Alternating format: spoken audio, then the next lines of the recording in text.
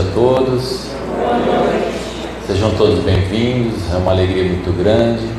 A casa nos espera, a espiritualidade nos espera, o ambiente está sendo preparado para receber cada um de nós, com certeza. O mundo verdadeiro, o mundo espiritual é paralelo, mas está sempre conosco, sempre comunicando, sempre ajudando, e quando a gente é teimosinha, às vezes atrapalhando. Que Deus abençoe a todos. A cruzada, nossa querida cruzada, tem por esse objetivo: formação de pessoas, de bons cidadãos, de bons seres humanos, de bons espíritas, sem fanatismo, à luz da razão, na busca do estudo. Que a espiritualidade nos conforte, nos envolva. Esse é o objetivo da gente. Buscar aqui um algo mais, uma energia, uma troca, um fortalecer moral, em primeiro lugar moral. Quem frequenta aqui há pouco tempo ou há muito tempo tem por obrigação se melhorar, porque senão está jogando tudo fora. E a espiritualidade trabalha de graça por nós. Então vamos iniciar uma oração, porque hoje temos a grata alegria de receber o Ricardo, um amigo nosso de Guaraci, muito estudioso, muito competente. Vocês já conhecem o Ricardo, inclusive das redes sociais. Pai de grandeza, Jesus querido, espiritualidade de amor, irmãos do bem, anjos celestes, que todos os eflúvios, todas as boas energias que estão neste lugar possam fazer parte do objetivo da noite, da nossa melhora, da nossa cura material, da nossa cura moral, da nossa mudança do homem velho para o homem novo. A busca pelo saber, pela ciência e pelo amor e pela caridade. Obrigado, Senhor dos mundos, Pai amado, majestade divina, nosso Pai que estás nos céus.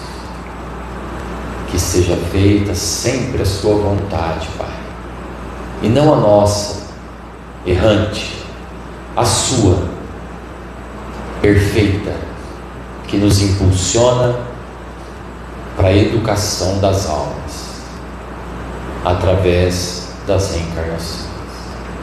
Escola da vida, Pai, que o Senhor nos oferece e nos brinda como chance de renovação. Muito obrigado.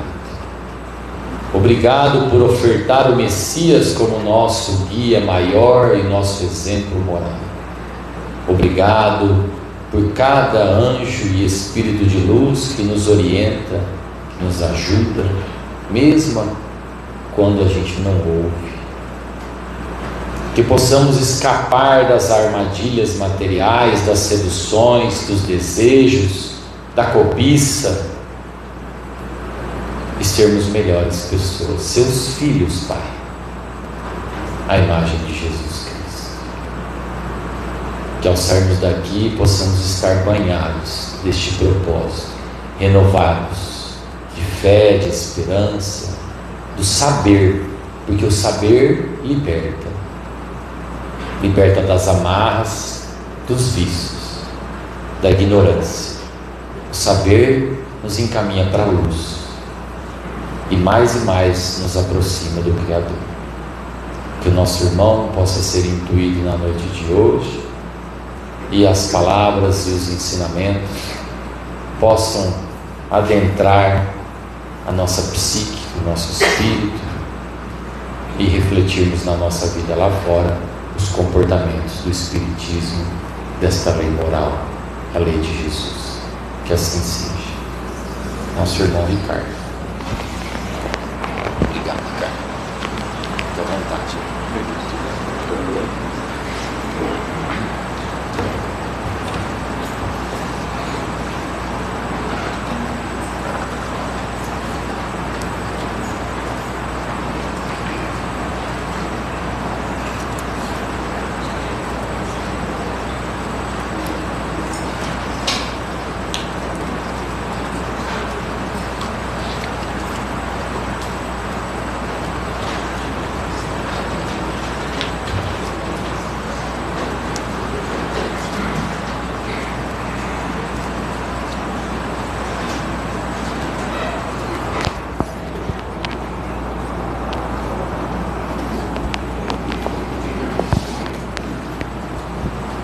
Boa noite, meus amigos. Agradeço a presença de todos vocês na noite de hoje. Agradeço o convite que nos foi feito mais uma vez pela Teresa e a recepção de todos vocês, as músicas com Elaine, Gabriel, Glaucio. Seu Glaucio, muito obrigado. A música sempre nos ajuda, a encontrar o nosso centro, a nossa conexão com a força divina. Sempre um convite muito favorável a subirmos o pensamento. Então agradecemos a todos vocês por estarem aqui, nesse momento em que a gente vem, sempre, mais uma vez, apenas compartilhando alguma coisa do que temos percebido em nossa própria vida, acerca dos ensinos de Jesus e daquilo que a doutrina espírita nos legou. Então, com esse intuito aqui estamos. Vamos então pedir, como sempre fazemos, ao nosso Mestre Jesus que possa abençoar os nossos corações na noite de hoje, que tenhamos a condição de conectar o nosso pensamento ao dele, para que ele escute o nosso coração, aquilo que cada um traz, aquilo que podemos já dizer a ele, felizes por termos feito, e aquilo que ainda não estamos tão felizes por ainda existir em nós. Ele sabe de antemão e nos ajuda sempre, que possamos levar até ele então tudo o que trazemos no coração na noite de hoje, para que ele possa nos amparar no ponto da jornada em que nos encontramos a caminho da grande luz, e que ele nos ajude a organizar os pensamentos para as reflexões da noite de hoje.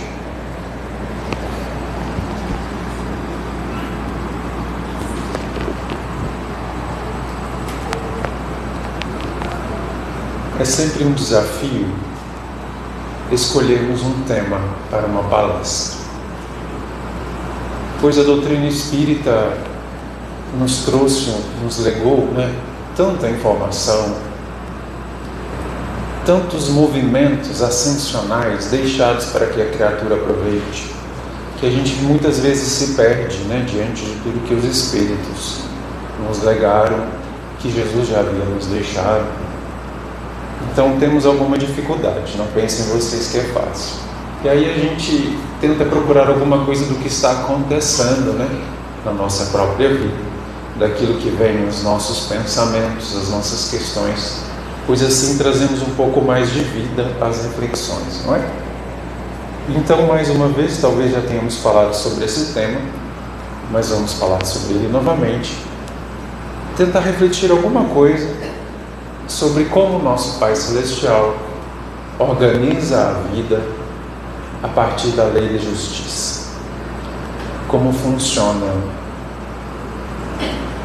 as forças que harmonizam a criação, pois ela não está perturbada, nunca esteve, a partir desse princípio que é o da justiça, mas que não caminha sozinho em nenhum momento. Quando eu vi pela primeira vez esse relato de Francisco Cândido Xavier, legado pelas tradições que ele deixou, da forma como eu ouvi, eu fiquei sempre a pensar, como de fato seria isso, Me refiro a um momento em que Francisco Cândido Xavier, dentro da sua conexão com as forças divinas que organizam a vida nesse planeta, pois ele era um homem de visão e muitas vezes compreendia o futuro de antemão.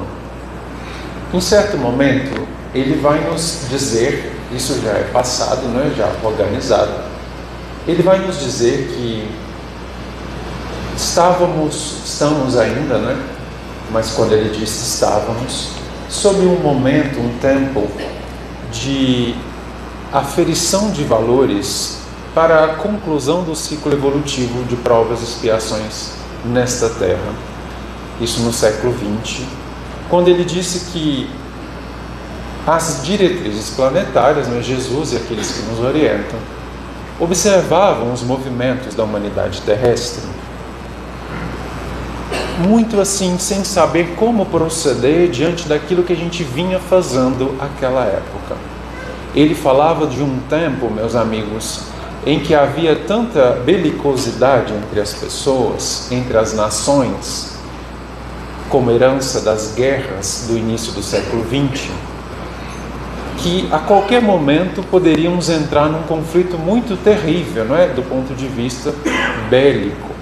Então ele estava sempre muitas vezes até muito preocupado e até pessimista com o que ele percebia no mundo espiritual. Pois já havíamos alcançado a tecnologia da bomba nuclear, né? Infelizmente usada dessa forma. Já tínhamos manifestado o intento de usá-la mesmo, como de fato foi utilizada pelos Estados Unidos da América. Então estávamos assim pisando em ovos naquele século. E aí ele vai nos revelar que essa preocupação era também dos nossos vizinhos, de outros planetas do Sistema Solar, pois nós vivemos em comunidades e tudo que se faz em um ponto reflete no outro ponto. E os nossos vizinhos dos outros planetas estavam muito preocupados com o que a Terra estava fazendo e com o que ela poderia fazer, com a tecnologia que já tínhamos, não é? E aí aconteceu, no dia 20 de julho de 1969, mais uma reunião, dentre aquelas em que Jesus comparece, muito próximo à esfera da Terra. Essa reunião aconteceu na Lua, isso vai dizer Francisco Xavier, deve ser do conhecimento de alguns de vocês, em que ele... Devo fazer alguma coisa aqui, Daniel, para melhorar?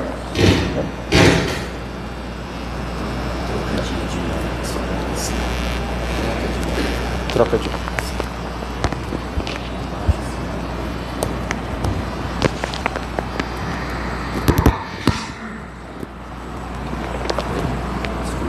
Parece que sim, né? Aí sim. Aí aumenta mais um pouquinho a sensibilidade. Não, acho que tá bom. Tá bom. Vamos conseguir, né? Vamos seguir que já se dispersa. Então, como estava dizendo a vocês, naquele dia, 20 de julho de 1969, reuniram-se então Nosso Senhor Jesus Cristo junto das entidades que dirigiam as outras humanidades do Sistema Solar. As outras humanidades do Sistema Solar.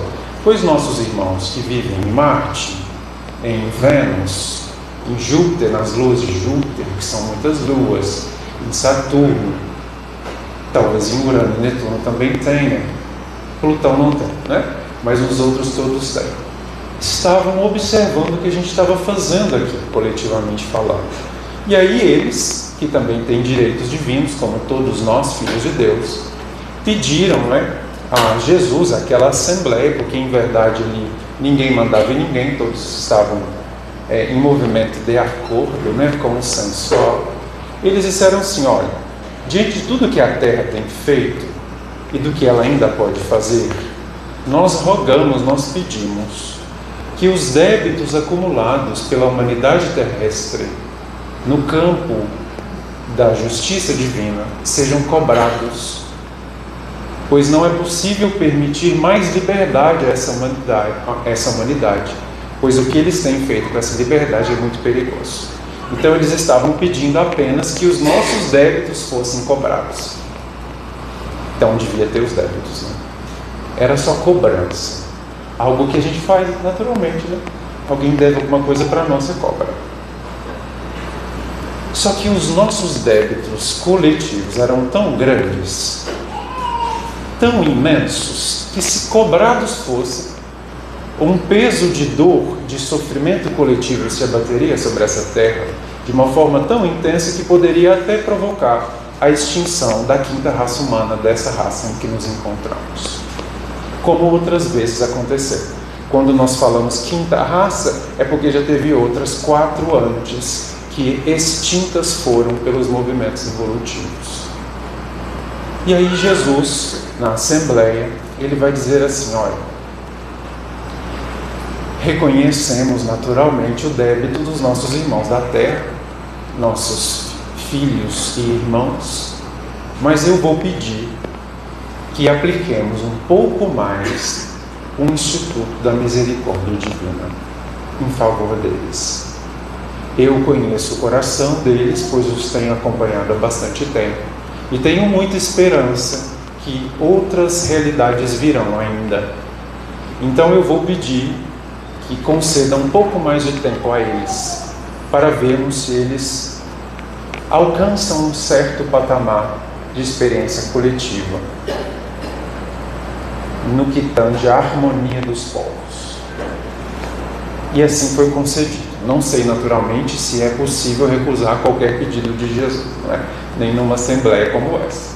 Mas ele pediu, ou mandou, não sei como é que era a autoridade dele, e assim foi acatado. Mas o que chama a atenção aqui, quando eu vi esse relato, já há 50 anos aconteceu essa reunião, é o confronto entre duas realidades colocadas no discurso desse grande concílio.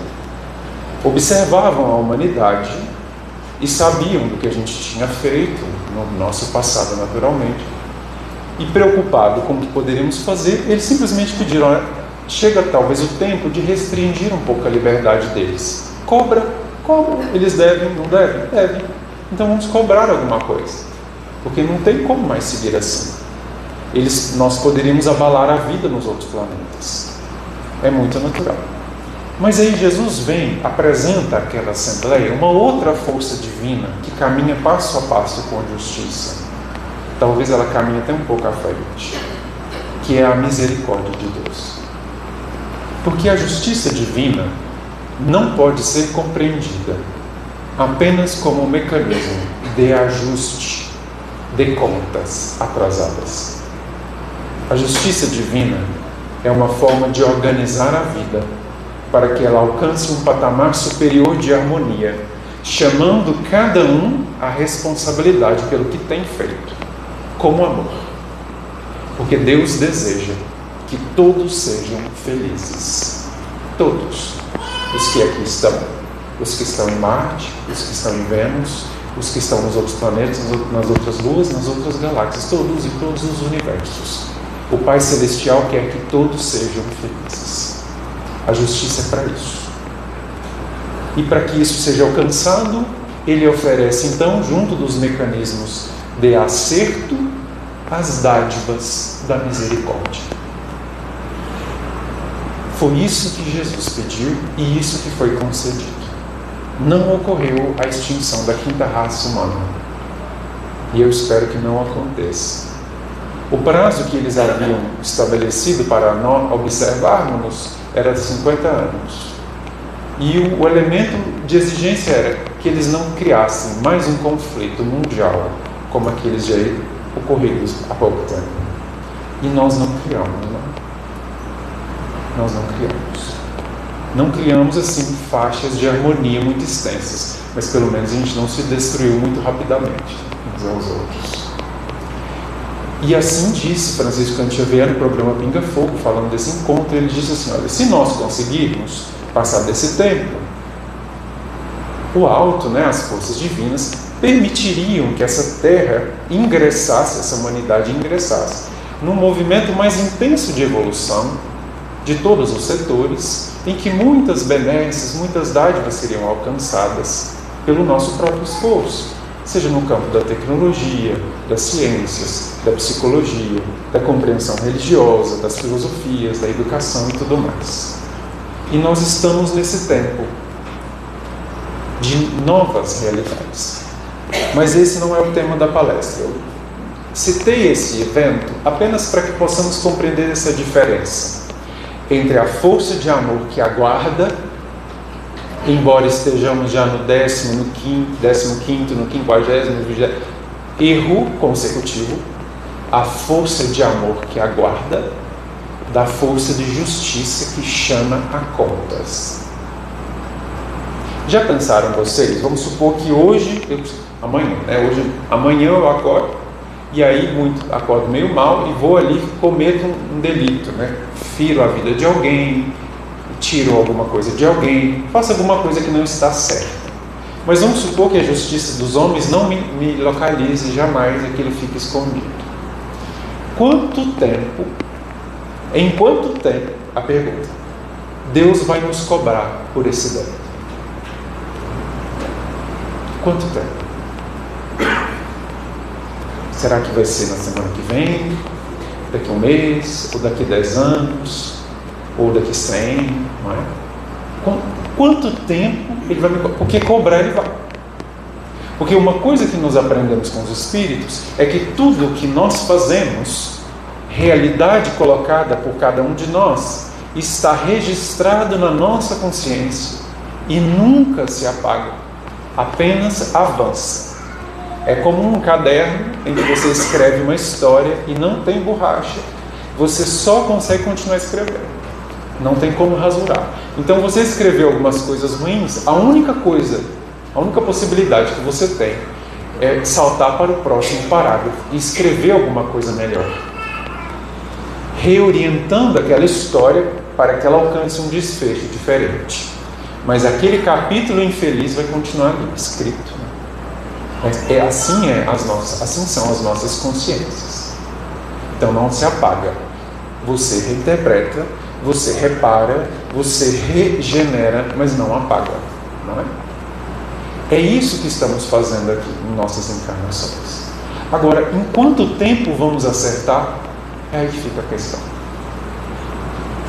Eu não tenho a resposta para vocês. Eu não tenho. Apenas o que tenho percebido, a título mais de desconfiança do que os Espíritos falaram, é que quanto mais atentos nós estamos a uma tentativa de nos melhorarmos, como disse o nosso irmão Daniel no início da sua fala, buscando o nosso aprimoramento, quanto mais atenção a gente dá a isso, mais rápido a conta chega para pagarmos. Não quero desestimular ninguém, tá? Mas o tempo para pagar é menor. Sabe por quê? Porque quanto mais tempo demora, o débito aumenta. Não é assim com os agiotas da terra, não é? Deus não é um agiota, mas com Deus aumenta também.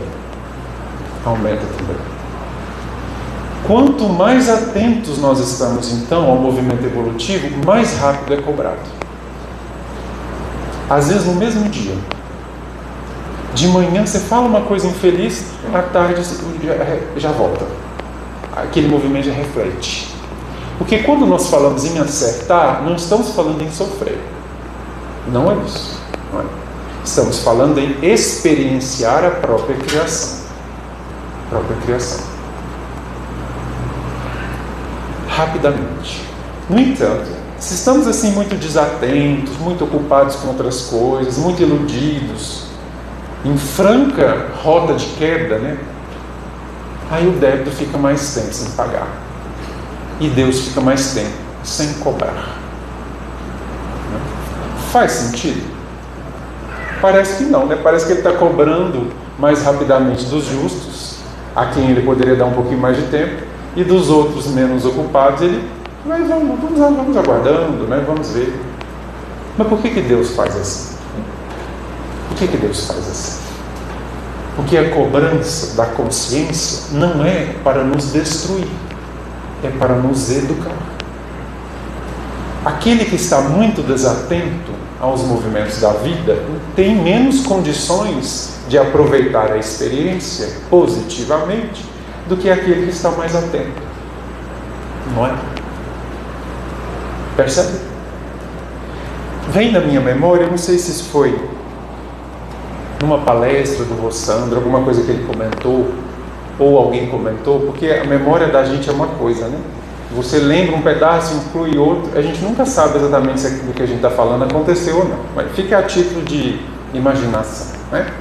Eu acho que foi com ele, e um momento em que ele já estava um pouquinho mais atento, né, às questões do seu próprio melhoramento, mas vez por outra a gente dá uma fora. E aí, acho que ele trabalhava ou tinha alguma tarefa pública, não sei se numa universidade, alguma coisa assim, e ele tinha acesso ali a equipamentos públicos, né? E aí ele falou assim, bom, estou precisando tanto imprimir um trabalho, fazer alguma coisa aqui, todos usam, né, a impressora pública Que não é para isso, mas todos vão usar também, né? Vamos usar, vamos imprimir, porque está aí, né? Está para imprimir, vamos imprimir. Mesmo que a consciência fale assim, mas espera um pouquinho, está relacionado à sua função aí? Está relacionado ao que você faz aí? Não. Então será que é o caso de usar esse recurso para isso? Fica lá no fundo, né? Aí você fala, não, vamos usar, e imprimir o produto. E aí imprimiu o trabalho, para não usar a tinta de casa, a impressora de casa. E assim foi. E eu sei que em muito pouco tempo ele foi usar a impressora da casa dele, e ela imprimiu uma folha, o negócio estourou ali, e quebrou, e teve que fazer um reparo muito, muito caro no cartucho, seja lá que mecanismo era da época, na impressora da casa dele. E muito próximo, né? Uma experiência da outra, no tempo. E ele pensou assim, mas espera aqui. Na hora ele falou, olha, tá vendo? A gente vai fazer uma coisa que não der, aí volta. Quebrou a impressora em casa. É como se a consciência que está te falando assim, mas espera aqui, você está usando o que não é dos outros? Então dá do que é seu. Quebrou a impressora. Não é? E aí quantas coisas nas nossas casas não quebram, né? Você está ali, de repente, estoura uma coisa, quebra um vidro, né? Alguma coisa cai, né? Será que é ao acaso? Será que as coisas, de repente, o copo ele encontra aqui e se joga, né? Se joga no chão. A cristaleira, o cristal, né? Que a bisavó te deixou de herança, aquela taça que você toma vinho, de repente você vê no chão, jogada. O que aconteceu? Caiu, quebrou. Ninguém passou aqui. Que coisa, né? As coisas quebrando nessa casa. Será que é ao acaso? Não, não é ao acaso. Porque toda realidade criada pelo ser humano e vivida pelo ser humano tem uma causa. Até as coisas que nós designamos como acidentes têm uma causa. A nível energético. Energias que vão se acumulando e de repente elas extravasam aqui ou ali. Alguma coisa se quebra, alguma coisa dá errado. Vem uma gripe, não é? Vem lá uma infecção de garganta, alguma coisinha assim. Nossa, mas agora é uma infecção. Que coisa desagradável. E assim vai. Tudo isso tem causa, meus amigos. Em quem? Vai dizer a doutrina dos Espíritos que o que nos acontece tem causa em nós mesmos. Porque não poderia a justiça de Deus colocar a causa de uma realidade que eu vivo no outro, sem o meu consentimento. Não tem como eu, na rota da minha vida, fazer uma colheita desagradável que eu não semeei, sem o meu consentimento. Por que eu faço essa ressalva no final? Porque se eu consentir com aquela experiência, aí Deus permite. Não fui eu que semeei, mas eu aceito colher por algo maior, por um propósito maior. Isso é possível. Foi por isso que Jesus foi parar na cruz. Não porque ele havia semeado a cruz, mas porque ele aceitou a cruz que nós oferecemos a ele. Então Deus permitiu. Mas se ele não tivesse aceitado, não teria cruz. Não teria cruz. Isso é tão interessante que em alguns momentos vocês vão ler no relato do Evangelho que de vez em quando aparecia alguém querendo prender Jesus, né? Porque ele estava sempre para lá e para cá pregando e muitas pessoas não aceitavam aquilo. E eles, os fariseus lá do Sinédrio já estavam tentando há bastante tempo dar um jeito de prendê-lo, né? Que ele influenciava o povo, ele falava umas coisas que eles não gostavam e tentavam, não conseguiam. E aí, em certo momento do Evangelho, acho que em João está dito assim, e aí tentaram prendê-lo e ele desaparecia, acontecia alguma coisa, e naquele dia não prenderam, porque não havia chegado a sua hora, vai dizer o evangelista. É como se o evangelista estivesse dizendo assim, olha, tentaram, mas eles não conseguiam. Por quê? Porque ainda não havia chegado o tempo em que Jesus entraria na experiência da cruz com o seu consentimento. Porque Jesus não semeava nenhuma dor para si mesmo, pois era Espírito perfeito. Percebe? Então alguma força protegia Jesus de ser preso. De ser preso. Até que ele falou, não, agora sim, agora eu irei. Quando ele disse, agora eu irei, prenderam ele. E ele se entregou. Não foi assim a história? Só que nós não estamos nessa qualidade, viu, meus amigos? A maior parte das realidades que acontecem conosco é semeadura. Semeadura, sim. Em algum momento você passou e deixou aquela semente. Pode não ter sido nessa vida, mas você deixou. Aí você passou pelo caminho de novo. A planta já estava crescida e o fruto estava em ponto de colheita. Aí você vai viver a experiência. Não é possível fugir do nosso destino.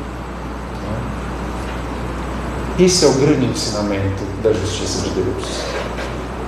Mas, voltando no início do que falamos sobre a diferença entre a misericórdia e a justiça propriamente dita, nós temos um caso que está relatado no livro Ação e Reação, que eu vou recomendar a leitura a todos vocês, pois elucida muito bem e vai até um pouco além daquilo que havíamos aprendido com a doutrina espírita, dando exemplos extraordinários de como funcionam essas leis. Que está no capítulo, acho que o 13, que conta, o capítulo é intitulado Débito Estacionário. Isto é, dívida pendente. Não está sendo paga, mas ainda está ali. Mas também não está sendo inteiramente cobrada. Para vocês verem como funciona a misericórdia de Deus.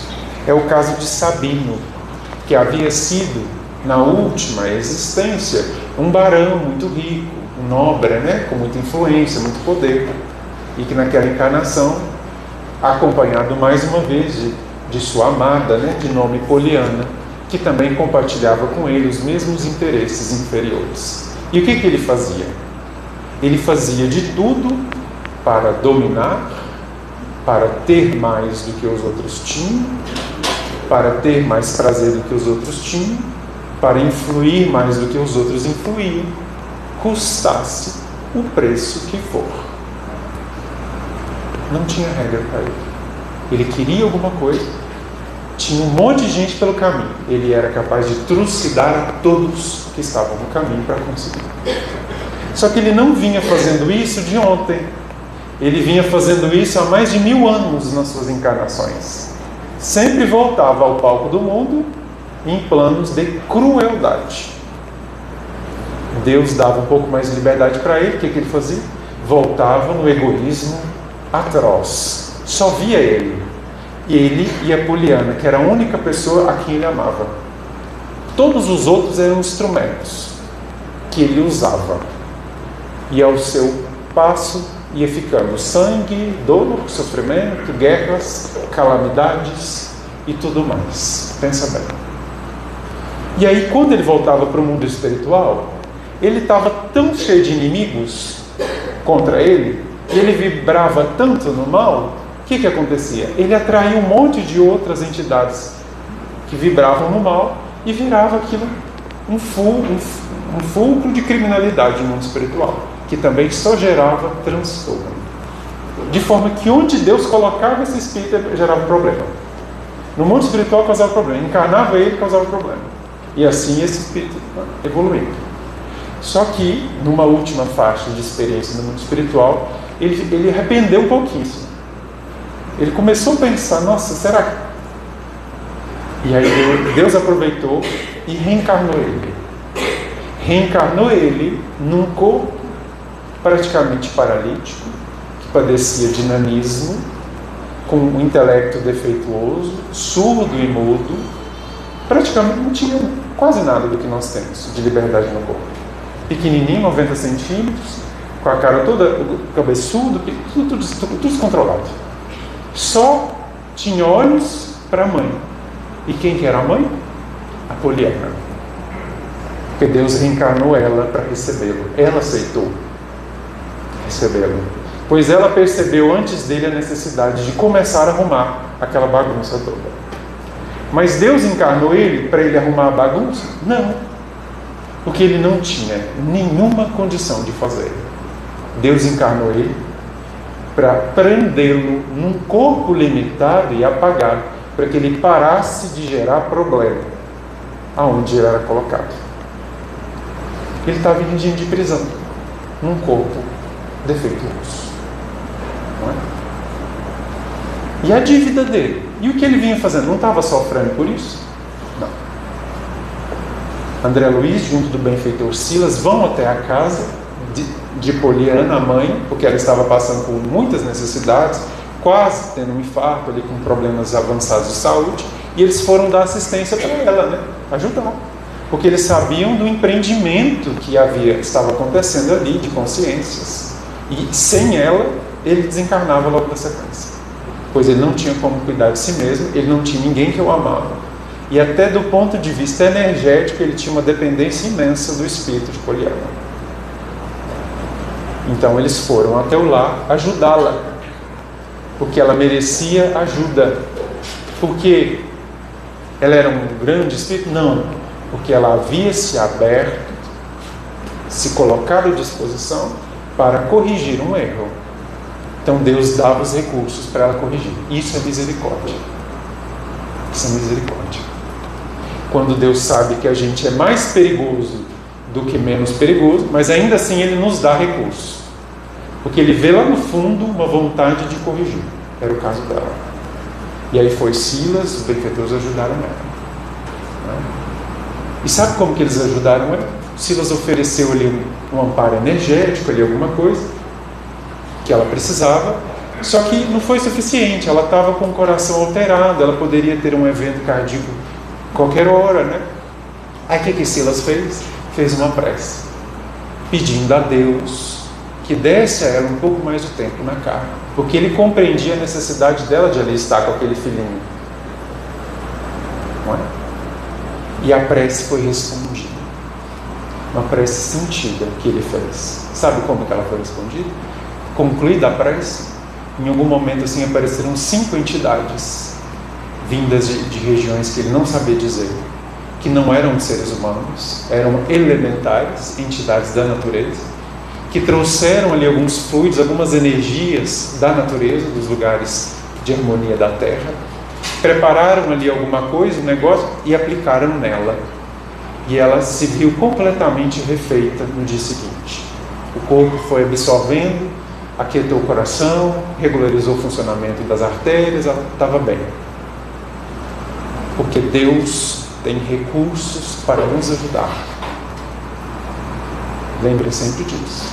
E André ficou tão emocionado com a prece, e eu vou ler o que ele disse, porque ele ficou tão sentido. Olha a reflexão que ele faz depois da prece e depois daquela ajuda completamente gratuita e talvez até imerecida que ela havia recebido, mas ele recebeu. Ele vai dizer assim: ricos da terra, onde o poder das vossas arcas abarrotadas de ouro antes da simples fulguração de uma prece. Aonde o poder do dinheiro antes a simples brilho, a simples reverberação de uma prece. Uma prece. Onde a grandeza dos vossos palácios, recheados de fausto e pedraria, confrontada com um simples minuto de reverência da alma, em comunhão com a paternidade de Deus, na majestade do céu. Onde os poderes do mundo, diante da força divina. Percebe? Quanta ilusão a gente cria com a nossa própria conta. Porque muitas vezes aqui, você tem uma doença, aí você começa. Em contato com um amigo médico, não, vamos falar aqui, vamos ver o dinheiro, vamos resgatar uma aplicação, vamos fazer o melhor procedimento, vamos não sei o quê, e não lembra de fazer uma oração pedindo ajuda naquele momento de dor. Aí já faz todo aquele movimento das forças do mundo, que muitas vezes não tem força nenhuma. E aqui, num lar absolutamente pobre, ela, abatida pelo sofrimento e pela dor, o filho aleijado, um benfeitor pediu ajuda. E ela recebeu. Melhor do que qualquer consulta com um cardiologista, qualquer remédio, qualquer coisa. Ela estava bem no dia seguinte. Percebe? Esse é um recurso, meus amigos, que todos nós temos à disposição. Quando pedimos ajuda a Deus com o coração, Ele vai nos responder. Do jeito que precisar, Ele tem como. Do jeito que precisar, Ele tem como. Porque Ele é Deus. Antes de usar as nossas coisinhas, vamos pedir a orientação dele, não é? Talvez o resultado seja melhor. Mas assim foi, ela foi amparada, e aí André Luiz ficou curioso com a história do Sabino, falou, mas como é que pode esse espírito, né? E aí falaram assim, mas vamos ver o que ele está pensando, disse Silas. Vamos ver o seu pensamento, que você vai entender, André. E aí eles se dirigiram a ele, né, o Sabino, chamando ele como de barão, porque no pensamento dele, ele ainda era o grande barão dos poderes e das nobrezas da última encarnação. E aí conversaram com ele. E aí ele vai responder assim, não, mas de fato, eu fiz muitos chorarem, porque na terra há os que mandam e os que são mandados. Há os que têm poder e os que não têm. E eu não tinha condições de ser desses últimos. Eu era dos que tinham poder. E usava o poder mesmo. E assim estava bem. Esse era o pensamento dele. Até aquele momento. Ele nem tinha notado que tinha mudado de encarnação. Ele ainda imaginava que era barão. Percebe? Aonde a gente coloca a nossa consciência quando perseguimos a criminalidade? Né? Quando lesamos sistematicamente a voz do coração? Ele estava completamente preso num mundo de ilusão. Completamente alheio. E aí vai dizer assim Silas, temos sob nossa atenção lamentável débito congelado. Congelado. Nosso pobre companheiro, deploravelmente tombado, praticou numerosos delitos na terra e no plano espiritual. E há mais de 1000 anos vem sucumbindo, vaidoso e desprevenido, às garras da criminalidade.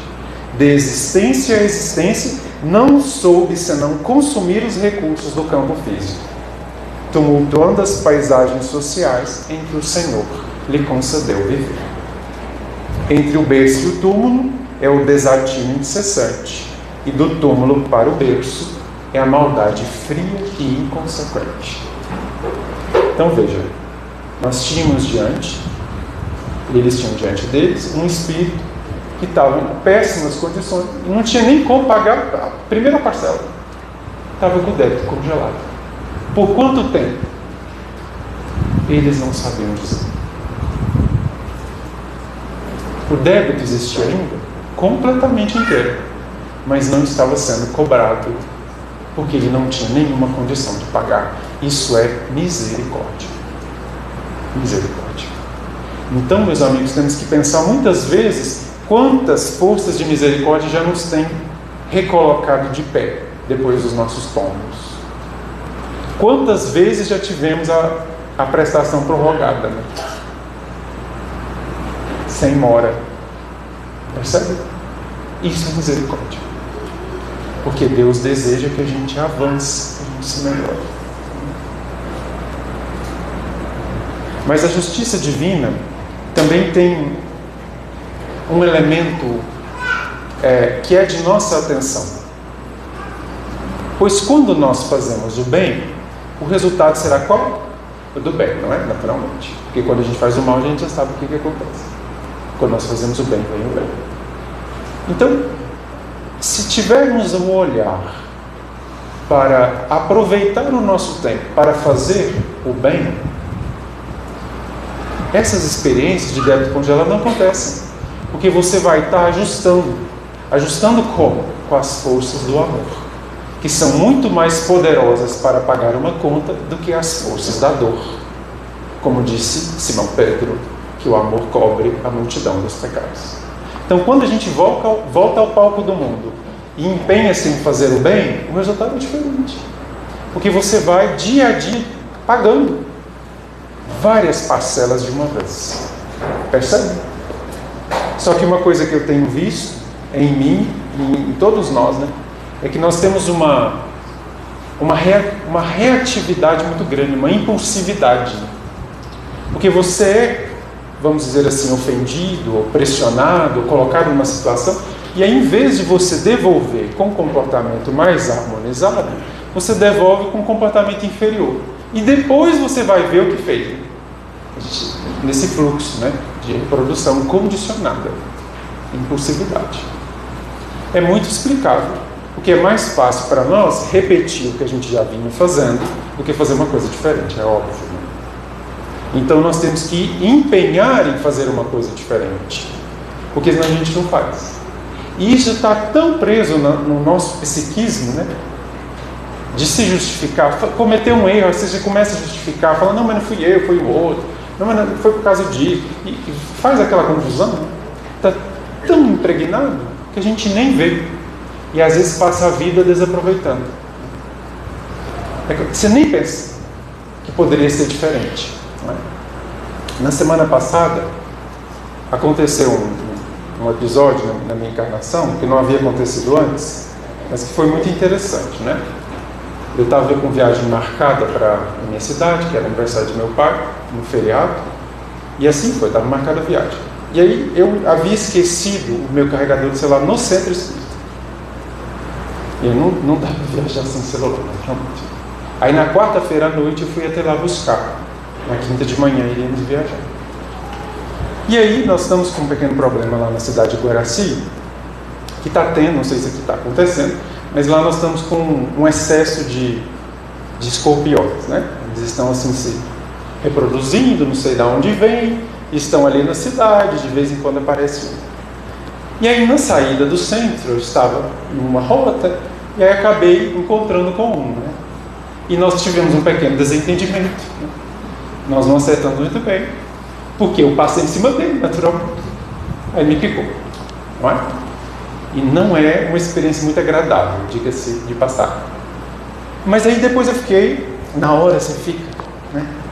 Você tem dificuldade de pensar. Mas a primeira coisa que eu pensei foi assim, peraí, deve ser um escorpião espírita, né? Eu estava no seu espírita. Dentro do salão. Eu não sei se ele entrou antes de mim para tomar o passo, ou se foi depois. Mas estava ali, né? Eu passei em cima dele, naturalmente, porque eu poderia ter visto, né? Sair andando sem ver, né? E aí fiquei pensando, tudo bem, os espíritos devem estar sabendo que eu fui picado, né? Eu nem sabia que aquilo se matava, se não matava, qual que era a providência a tomar, né? Mas a primeira coisa que eu pensei foi isso. Eu estou na casa espírita, eu vi, ele apareceu, eles certamente sabiam que tinha um animal peçonhento aqui. Não é possível que eu não sabia. Então, se eles sabiam, deve estar certo. Se eu morrer, vou morrer bem, ou não, né? Não sei. Mas vou morrer, eles estavam sabendo. Aí eu comecei a ficar um pouquinho mais calmo. Aí eu falei assim, não, mas eu não posso deixar ele aqui, né? Porque vai que ele encontra com outra pessoa, né? Que faz igual eu, passa em cima do bicho. E aí eu fui até na cozinha mancando, porque dói, você fica meio perturbado. Peguei uma vassoura para tirar ele do salão. E assim eu fiz, né? Tirei o bichinho e tal. E aí depois eu olhei para ele e falei assim, mas se eu deixar esse bicho aqui, ele vai picar outra pessoa. Mas só depois eu fui pensar, eu não posso fazer isso. Porque eu não gosto de matar nada, nem uma barata. Mas naquele momento eu falei assim, não, mas ele vai picar outra pessoa. Aí eu falei, não há condições. Aí eu voltei na cozinha para pegar um rodo ou uma coisa mais firme, né? Para desencarnar o escorpião. E aí voltei e ele não estava mais lá. Foi embora. Fez o que ele tinha que fazer, foi embora. Aí tudo bem, eu voltei com a vassoura, com o rodo, guardei tudo aquilo, fui no hospital, tomei o negócio que tinha que tomar, dormi a noite toda, acordei no dia seguinte, né, com analgésico. Passei bem, fiquei mancando 5 dias, o tempo do feriado, não é? Porque é uma coisa impressionante. Quando Jesus quer cobrar uma dívida nossa, é igual aquela coisa, quando é que você vai começar as suas férias? Eu vou começar minhas férias dia 23 de dezembro. Tirar uma semana de férias. É mesmo, no recesso. Aí de primeiro volta a trabalhar. Né? É igual isso quando seu chefe te dá férias no feriado de todo mundo. E aí foi o que aconteceu. Né? No feriado você fica manco. Não consegui viajar, não fiz nada, tudo bem. Mas o mais interessante foi depois, a reação das pessoas. É isso que eu quero fazer notar para vocês. Porque eu contava a história, e aí a primeira pergunta que eles me faziam: mas você matou o bicho? Aí depois eu fiquei pensando, por que eu deveria matar o escorpião? Várias pessoas me perguntaram: você foi picado, mas você matou? Porque ele te picou, mata ele, né? Aí eu fiquei pensando, mas por que matar? Não haveria um outro jeito de reagir? E aí eu vi como está incrustado no nosso coração a vingança. Você sofreu alguma coisa, a gente devolve. Percebe? Naturalmente, era um animal peçonhento, né? Poderia picar para alguém. Mas aí depois eu me consolei falando assim, bom, mas se Deus não tem condição de proteger qualquer pessoa que não mereça passar por isso, desse escorpião, cadê Deus? Tem, claro que tem. Não precisar picar, não vai picar. Não preciso matar o bicho para que ele não pique alguém, percebe? Porque há uma força divina conformando as nossas experiências. Mas o mais curioso que eu estou tentando entender até agora é por que eu tinha que matar o bicho e não matei. Como vocês reagiriam, né? Alguns falaram assim, mas por que você não pisou com o outro pé? Não tinha um chinelo para batesse no bicho? Eu falei, gente, mas que coisa, né? Não foi o que eu pensei, não. E os benfeitores deram um jeito de levar ele embora, né? Para evitar uma desencarnação. Vai que ele tinha uma tarefa, uma missão. Não sei, não é? Ainda vai dizer. Depois eu fui descobrir que aquele animal maravilhoso, que são quase todas fêmeas, não é? Ela tem 3 ninhadas por ano de 25 filhos cada uma, sem o marido. Ela faz ali sozinha, não sei, e sai 25. Eu falei, nossa, 25 mata todo mundo aqui cedo. Aí que eu fiquei pensando, nossa, podia. Aí de fato eu tinha que ter matado. Mas aí eu me consolei e falei, não, mas Deus que fez isso, né? Ele que fez esse bicho. Ele deve ter um propósito, sei lá, vai tomar uma providência. Porque, meus amigos, sempre tem um jeito diferente de reagir à vida. Porque o nosso problema com a justiça divina é que você reage sempre do mesmo jeito. É sempre toma lá da cá. Nós nunca somos vítimas. Porque a gente está sempre devolvendo. Está lá no fundo do coração aquela coisa, não precisa mais disso. Não. Então é necessário fazer uma forcinha para falar, não, deve ter um jeito melhor de passar por essa experiência. E quando nós fazemos isso, aí você vai se abrindo para essa força divina que organiza a vida. Porque tem um jeito? Claro que tem.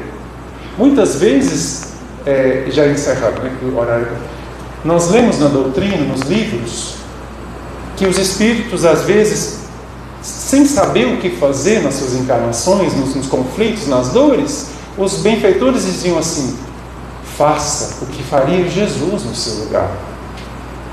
Pense no Mestre no seu Evangelho. E ele vai te dar a resposta do que fazer.